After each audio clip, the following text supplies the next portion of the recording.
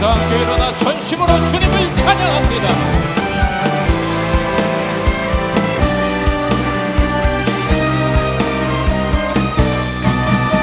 하나님의 나팔 소리 천지 진동할 때 예수 영광 중에 구름 타시고 천사들이 세계 만국 모든 곳에 보내며 구원받은 성도들을 모으리. 하나님의 나팔 소리 천지 진동할 때 예수 영광 중에 구름 타시고 천사들은 세계 만국 모든 곳에 보내며 구원받은 성도들을 모으리.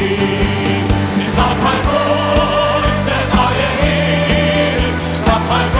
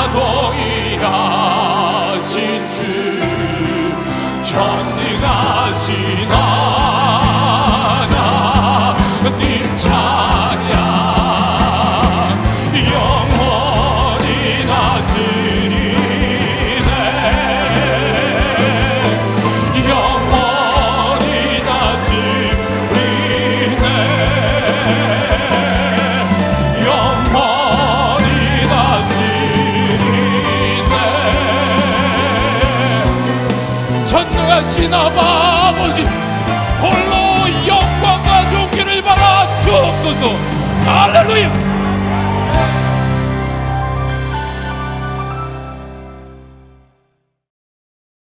야구를 무척이나 좋아하는 두 친구가 있었습니다.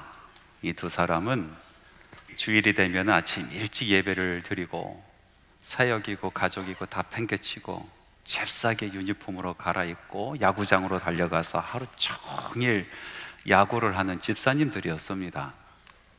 어느 주일 하루 종일 야구를 하고 이제 집으로 돌아가면서 한 친구가 이렇게 묻습니다. 우리가 죽어서 천국 가면 천국에서도 야구 할 수 있을까? 내가 안 죽어봐서 모르겠는데. 그래서 누구든지 먼저 죽는 친구가 천국 가서 그냥 거기 있지 말고 반드시 하루 내려와서 천국에서 야구를 하는지 알려주기로 서로 약조를 했습니다. 그러던 어느 날 정말로 둘 중에 한 친구가 하나님 부르심을 받았죠. 그리고 이 친구는 약속을 지켰습니다. 그날 밤 땅에 남겨진 자기 친구에게 찾아왔습니다. 얼마나 반갑습니까? 그래서 이 친구가 그래, 천국에서 야구 하더냐 물어봤어요.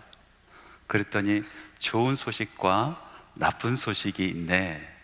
좋은 소식은 천국에서도 야구를 하고 있더군. 예! 나쁜 소식은 내일 경기에서 자네가 선발 투수라네 라고 이야기를 했답니다. 모든 것에는 종말이 있습니다. 음지가 있으면 양지가 있잖아요. 하늘이 있으면 땅이 있습니다. 시작이 있으면 끝이 있는 것입니다. 그것이 세상의 이치입니다. 저는 오늘 여러분들과 함께 마지막 날, 그리고 이 마지막 날에 성도들이 어떻게 살아가야 되는가라는 말씀을 전하려고 합니다. 종말에 대한 말씀은 아무리 강조해도 지나치지 않습니다. 그런데 요즘 한국교회의 강단에서 이 종말에 대한 말씀이 잘 선포되지 않는 것 같아서 조금 아쉽습니다. 너무나 많은 이단들이 이 종말을 울고 먹습니다.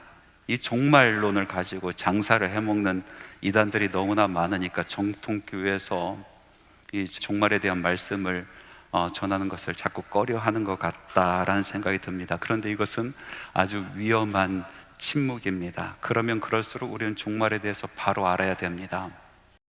이 마지막 때 성도들의 삶은 어떠해야 되는가에 대해서 우리는 더욱더 분명히 알아야 됩니다.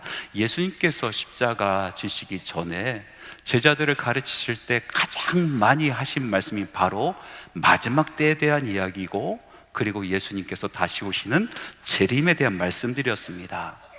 종말, 이 마지막 때를 맞이할 하나님의 사람들, 예수님의 제자들이 어떻게 살아가는가, 그것을 가르치시고자 예수님께서는 간절하고 애절하게 그 말씀을 전하신 것입니다. 그러므로 저도 오늘 여러분들과 함께 이 마지막 때의 성도들의 삶에 대해서 말씀을 나누려고 합니다. 오늘 함께 읽은 하박국이라는 말씀, 이 말씀은 하박국 선지자가 하나님께 질문을 드리고 하나님께서 그 질문에 대해서 답을 하는 형식으로 되어 있는 하나님의 말씀, 성경입니다. 오늘 말씀은 특별히 하박국이 두 번째 하나님께 드리는 질문, 그리고 그것에 대한 하나님의 응답에 대한 말씀이 담겨져 있습니다. 하박국 선지자가 두 번째 하나님께 드렸던 질문은 무엇입니까? 그것은 바로 하나님, 왜 이 세상에는 악이 그렇게 판을 치고 있는데 하나님께서는 왜 잠잠하십니까? 하나님, 왜 그 악인들을 가만히 두십니까? 하나님은 그들을 싫어하시고 패역한 사람들을 참아보지 못하시는 분이지 않습니까? 그런데 왜 그대로 두십니까? 라는 그런 질문이었어요. 그 질문에 대해서 하나님께서 이제 대답을 해주시는데 놀랍게도 세상의 마지막 때에 대한 말씀을 하시고 계시는 것입니다. 그래서 이 말씀을 통해서 우리 성도들, 하나님의 사람들은 마지막 때에 어떻게 살아야 되는가, 마지막 때에 성도들에게 바라는 하나님의 마음은 무엇인가, 그것을 알 수 있는 말씀이 되는 것이죠. 오늘 이 말씀을 여러분들과 같이 한번 나누고자 합니다. 첫 번째로 종말은 두려운 소식이 아니라 기쁜 소식이고 성도는 이 기쁜 소식을 증거하며 살아야 된다라고 말씀을 우리에게 증언하고 계십니다. 하박국 2장 2절에서 3절 말씀 우리 함께 큰 소리로 읽어봅시다. 여호와께서 내게 대답하여 이르시되 너는 이 묵시를 기록하여 판에 명백히 새기되 달려가면서도 읽을 수 있게 하라. 이 묵시는 정한 때가 있나니 그 종말이 속히 이르겠고 결코 거짓되지 아니하리라. 비록 더딜지라도 기다리라. 지체되지 않고 반드시 응하리라. 마지막 때의 묵시의 말씀을 기록하여 판에 명백히 새기라 라고 말씀하고 계시는데, 이 새겨야 될 묵시의 말씀은 종말에 대한 말씀이다. 마지막 때에 대한 말씀이다. 그 말씀은 반드시 이루어질 것이고 더디더라도 반드시 응하리라 하신 그 묵시의 말씀, 그 말씀을 판에 새기라 라고 하시고 계십니다. 너무나 중요한 말씀이기 때문에 그렇습니다. 위중한 말씀이기 때문에 판에 명백히 새기라고 하시는 것입니다. 특별히 이 말씀은 우리의 마음의 판, 심비에 새겨야 될 줄 믿습니다. 그리고 이 말씀을 잊지 말아야 되는 것입니다. 여러분, 중요한 것은 마음에 새기는 겁니다. 인생을 좌우하는 말씀, 우리 인생을 바꿔놓을 중요한 말씀은 새겨놓는 것입니다. 마음에 새겨놓는 것입니다. 묵시의 말씀을 새겨놓으라 하셨습니다. 우리의 가슴에 새겨놓으라 하셨습니다. 이것은 너무나 중요한 말씀. 종말은 속히 오고 결코 거짓되지 아니하며 반드시 응하리라 하신 이 묵시의 말씀, 종말의 말씀, 우리 인생을 좌우하는, 아니 이 생뿐만 아니라 내 생을 좌우하는 이 말씀은 중요하기 때문에 새겨놓으라 라고 말씀하신 것이죠. 그러면 이 묵시의 말씀, 종말의 말씀은 무서운 말씀일까요? 두려운 말씀일까요? 그렇지 않습니다. 하나님의 자녀 우리 성도들에게 있어서는 이것은 기쁨의 말씀입니다. 오늘 함께 읽은 말씀 2절 말씀에 보니까 후반부에 이렇게 첨언되어 있습니다. 묵시를 명백히 새기되 달려가면서도 읽을 수 있게 하라 라고 써 있습니다.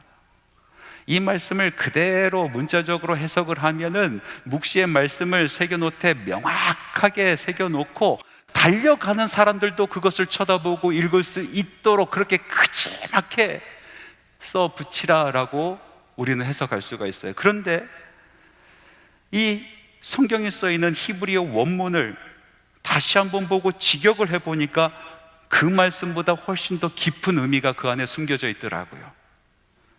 직역을 하면 이렇습니다. 그것을 선포하는 자가 달릴 수 있게 써붙이라라는 뜻입니다. 그래서 이 종말의 묵시의 말씀을 써붙이라는 것은 크고 또박또박하게 새겨 넣으라는 말씀이라기보다도 명확하게 새겨서 전령이 그것을 메고 달릴 수 있게 하라라는 말씀입니다. 전령이 언제 달립니까? 기쁜 소식, 놀라운 소식을 가지고 달리는 것입니다. 복음이라는 말의 원어는 에반겔리온, 승전보란 뜻 아니겠습니까? 승리의 소식입니다. 전쟁에 사랑하는 아들을 보내고 사랑하는 남편을 보내고 사랑하는 아버지를 보내고 온 가족이 오매불망 그 전쟁터의 소식만 기다리고 있습니다. 바로 그때 멀리서 전령이 달려오고 있는 것입니다. 터벅터벅 걸어오지 않습니다. 달려옵니다. 왜 달립니까? 기쁨의 소식이기 때문에 달려가는 것입니다. 복음의 소식이기 때문에 달려가는 것입니다. 살았다라는 생명의 소식이기 때문에 달려가는 것입니다. 복음의 소식을 가슴에 새긴 사람들은 달리는 것입니다. 그 소식, 예수님께서 다시 오시고 마지막 때가 이른다라는 그 기쁨의 소식을 마음의 신비에 새긴 사람들은 달리는 것입니다. 그래서 오늘 하나님의 말씀은 성도들에게 이렇게 말씀하십니다. 기쁨의 날이다. 그 기쁨의 소식을 마음에 새기고 그리고 달리라. 그 소식을 전하러 달리라. 마지막 때에 성도가 살아가는 삶인 것입니다. 두 번째로 마지막 때 성도는 영적으로 잠들지 말아야 한다라고 말씀은 우리에게 증언하고 있습니다. 오늘 말씀 2장 4절에서 5절 말씀에 보니까 보라 그의 마음은 교만하며 그 속에서 정직하지 못하나 의인은 그의 믿음으로 말미암아 살리라. 그는 술을 즐기며 거짓되고 교만하여 가만히 있지 아니하고 스올처럼 자기의 욕심을 넓히며 또 그는 사망 같아서 족한 줄을 모르고 자기에게로 여러 나라를 모으며 여러 백성을 모으나니, 여기서 반복적으로 나오는 말 있지 않습니까? 바로 그는, 그의, 그라는 말씀입니다. 그리고 이 그라는 말씀을 수식하는 말씀들을 보니까 하나같이 하나님께서 증오하시고 하나님께서 원하지 아니하는 말씀대로 가득 수식되어 있습니다. 그래서 그런지 하나님께서 이 그에 대해서 말씀하실 때 왠지 모르게 서늘함이 느껴지지 않습니까? 이 사람들은 하나님과 상관없는 삶을 살아가는 사람들입니다.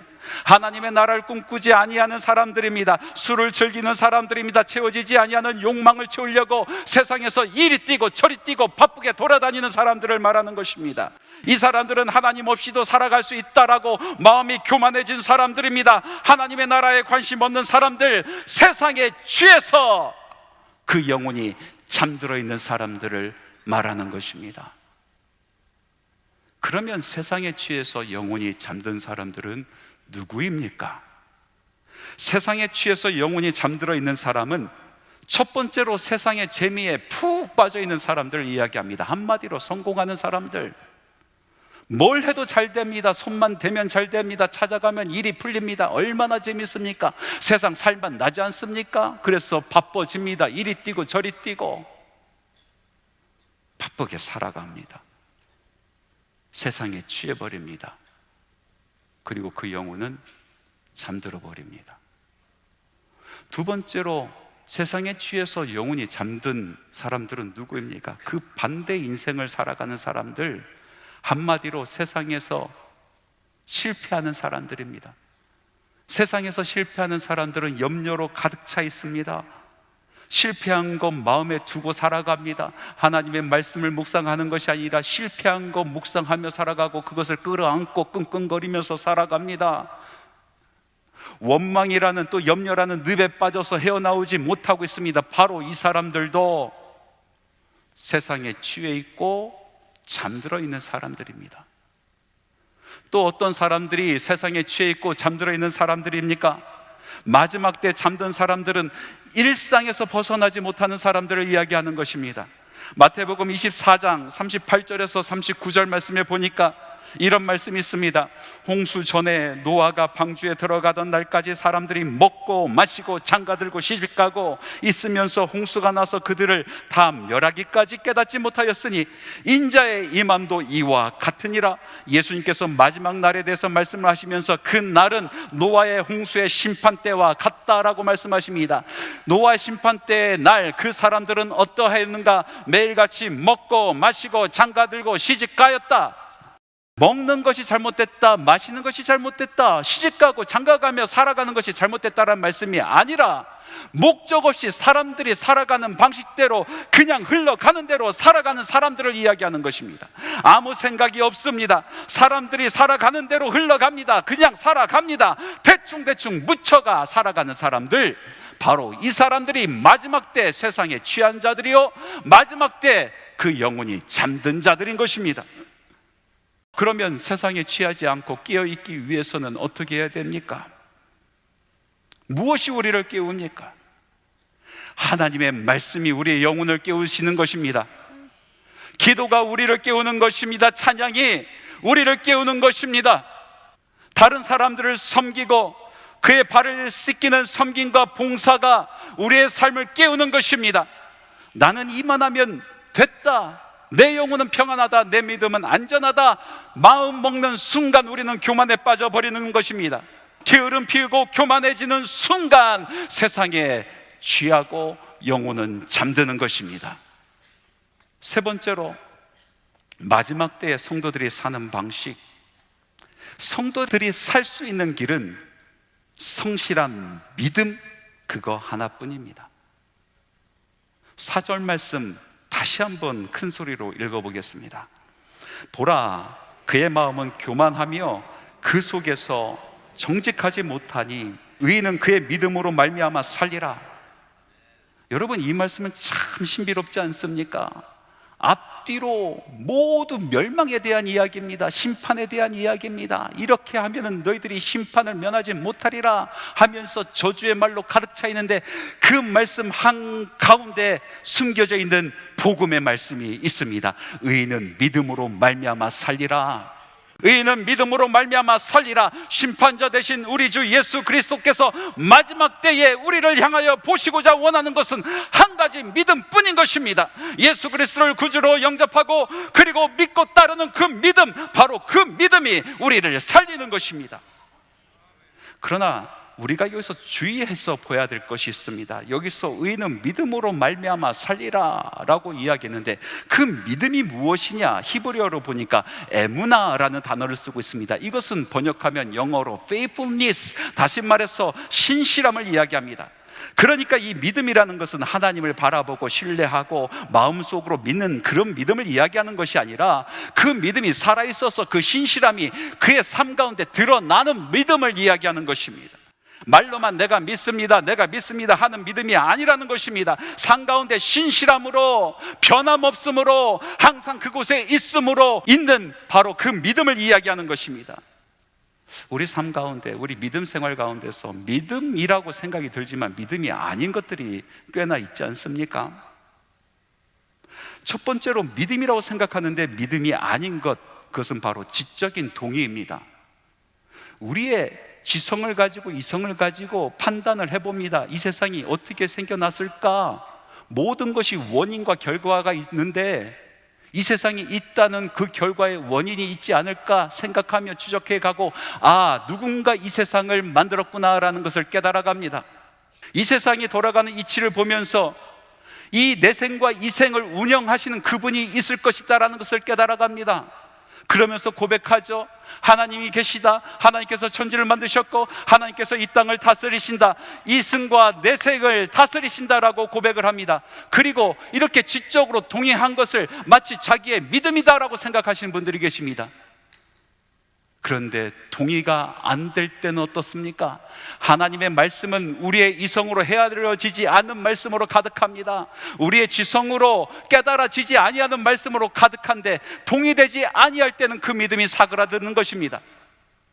그거보다도 더 완벽한 이론이 우리를 엄습할 때 그 믿음은 줄어드는 것입니다. 이랬다 저랬다 하는 믿음이 어떻게 믿음이 될 수 있겠습니까?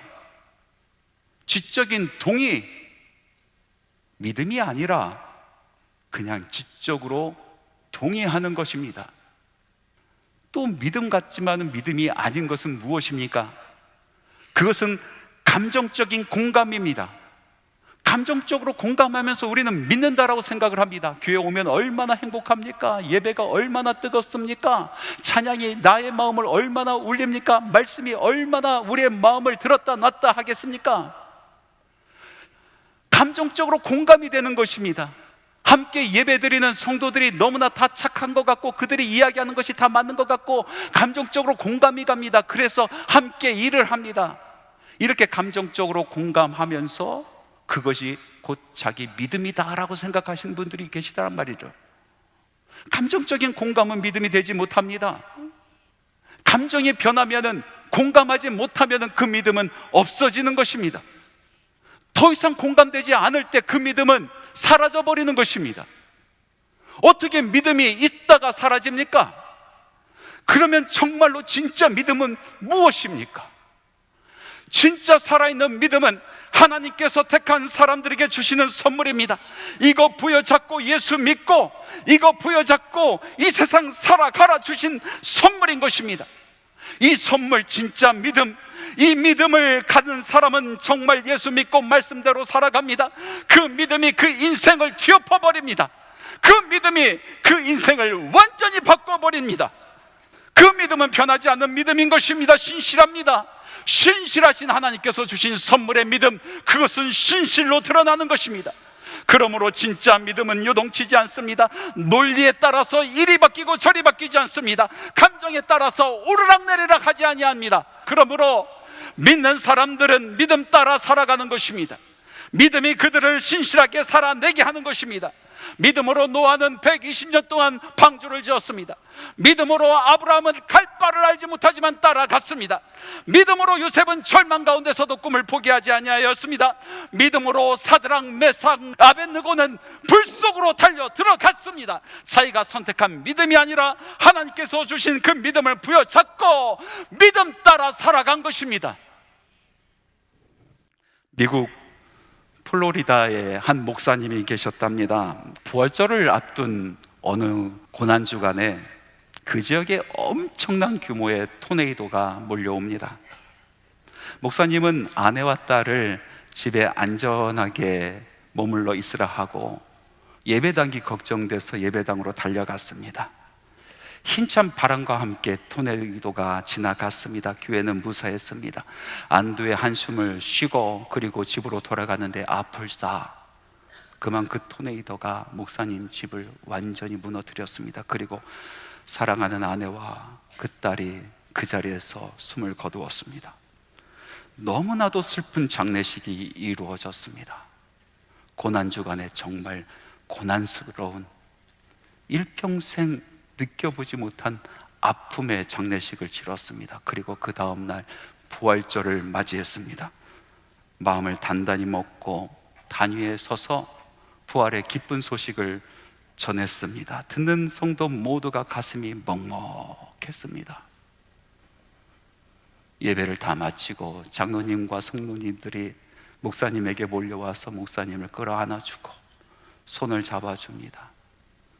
그리고 이렇게 묻습니다. 목사님, 이렇게 힘든데 이런 상황에서도 어떻게 목사님은 믿음을 지키십니까? 그때 목사님이 이렇게 대답합니다. 아니요, 내가 믿음을 지키는 것이 아니라 내 안에 있는 믿음이 나를 지킵니다. 내가 믿음을 지키는 것이 아니라 내 안에 있는 믿음이 나를 지킵니다. 이 말씀은 설교가로 아주 유명한 찰스 스펄전 목사님의 말씀입니다. 여러분, 마지막 때는 믿음이 우리를 지키는 겁니다. 마지막 때 성도는 믿음으로 사는 것입니다. 믿음이 우리를 살게 합니다. 의인은 믿음으로 말미암아 살리라. 온 천하 만민이 심판주 앞에 모여 있을 때에 주께서 보시는 것은 무엇입니까? 돈도 아니요, 명예도 아니요, 권세도 아니요, 우리의 선행도 아닙니다. 우리 주님께서, 심판주께서 보시는 것은 오로지 믿음뿐입니다. 신실한 믿음을 보시는 것입니다. 말씀을 맺겠습니다. 한국교회가 낳은 아주 보석과 같은 손양원 목사님이세요.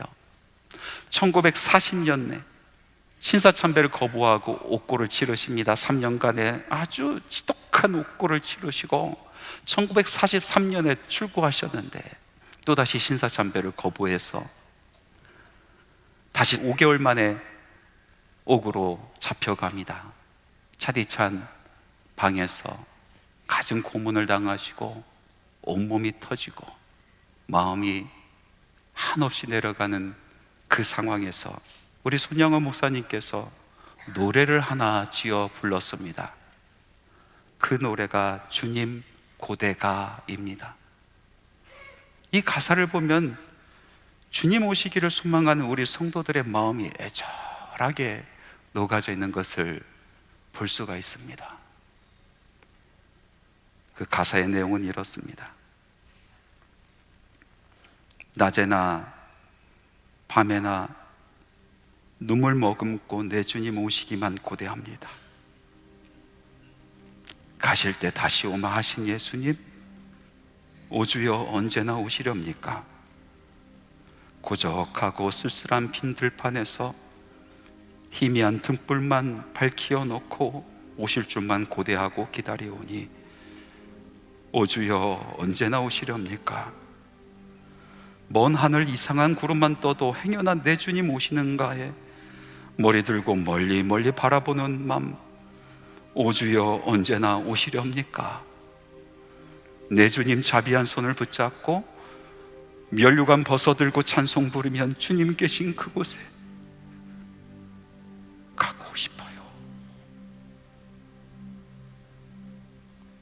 오 주여 언제나 오시렵니까? 신부되는 교회가 흰옷을 입고 기름 준비 다 해놓고 기다리오니 도적같이 오심하고 하신 예수님, 오 주여 언제나 오시렵니까?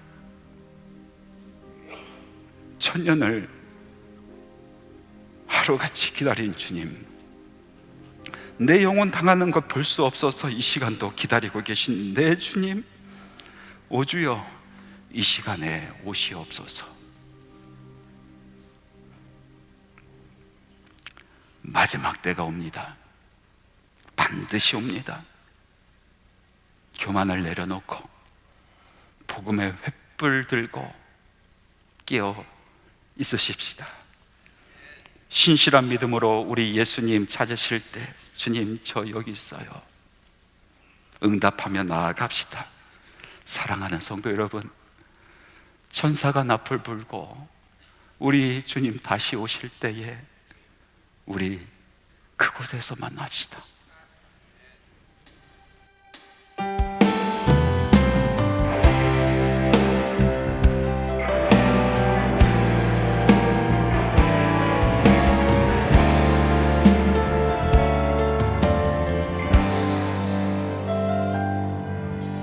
주님 다시 오실 때까지 나는 이 길을 가리라.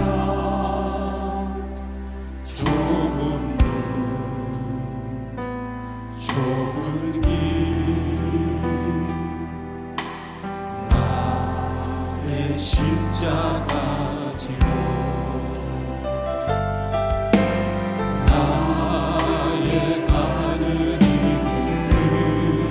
끝에서 나는 주님을 보리라. 영광의 내 주님, 나를 맞아주시네. 주님 다시 오실 때까지 나는 일어나 달려가리라. 주의 영광 온 땅 덮을 때 나는 일어나 노래하리. 사랑하는 주님, 온 세상을 주시라. 내 사랑하는 주님, 영광의 왕이시라. 주님 다시 오실 때까지 나는 이 길을 가리라. 좁은 문, 좁은 길, 나의 십자가 지고 나의 가는 이 끝에서 나는 주님을 보리라. 영광의 내 주님, 나를 맞아주시니. 주님 다시 오실 때까지 나는 일어나 달려가리라. 주의 영광 온 땅 덮을 때 나는 일어나 노래하리. 내 사랑하는 주님, 우리가 함께 두 손을 높이 들어 우리 구주 예수 그리스도를 바라봅니다.